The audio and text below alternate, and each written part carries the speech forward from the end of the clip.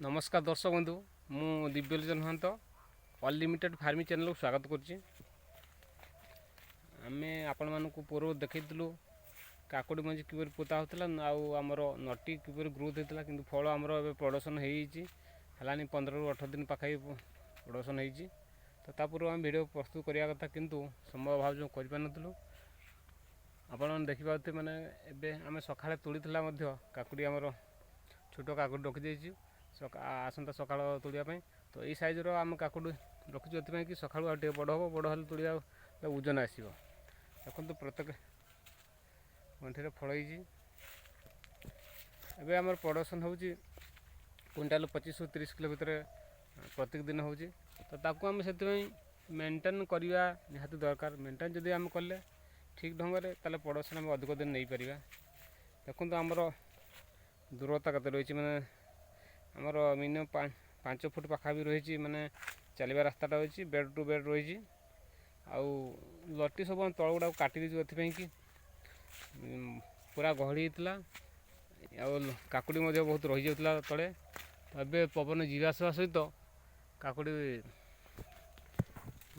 आम तोड़ा को सुविधा हो। देखो देखिपे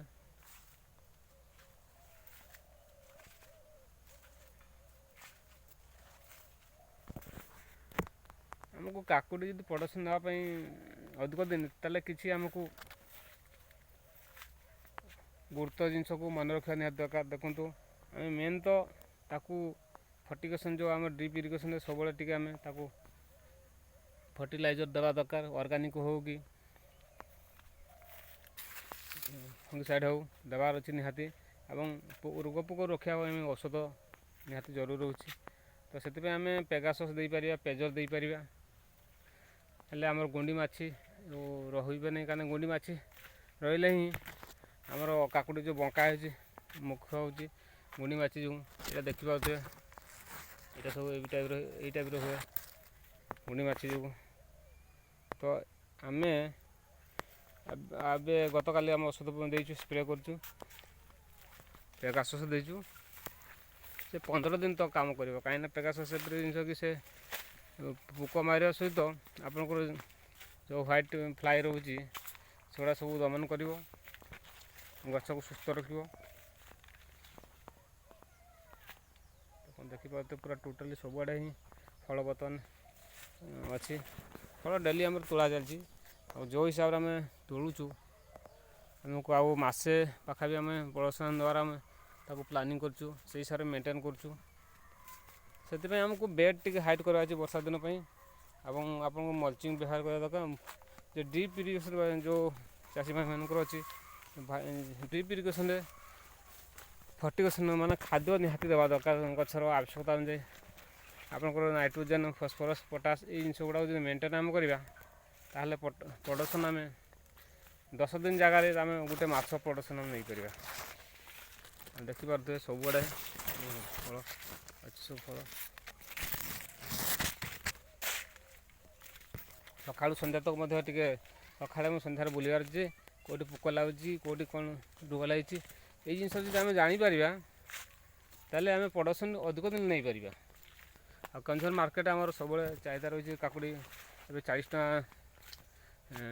मार्केट चलती 25 टका प्रोडक्शन मिलूँ बेपारी रेट।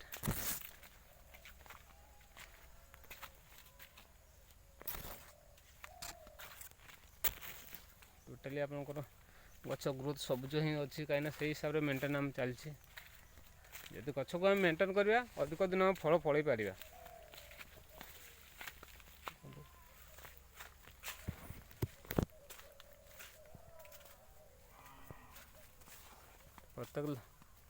प्रत्येक आमर जो लाइन रही लाइन रे आम 20 ରୁ 22 किलो तोड़ा हो।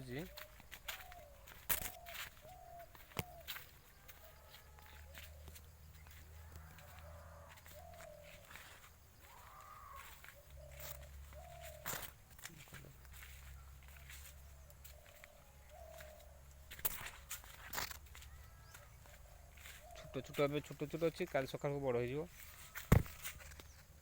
छोट काकुड़ी अच्छी आम छोट काकुड़ी रखी सका तोड़ापी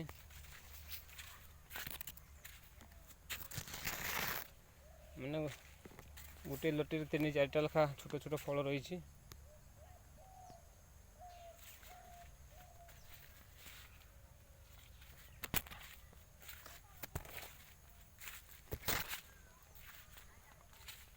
ସେପଟେ ମଧ୍ୟ ଆଉ ଗୋଟେ ପ୍ଲଟ୍ ଲଗା ହେଇଛି, ଅଳ୍ପ ଲଗା ହେଇଛି, ତା ସାଇଡ଼କୁ ଜହ୍ନି ଲାଗିଛି। ଜହ୍ନି ମଧ୍ୟ ଆମେ ଭିଡ଼ିଓ କିଛି କରିବୁ। ଦେଖନ୍ତୁ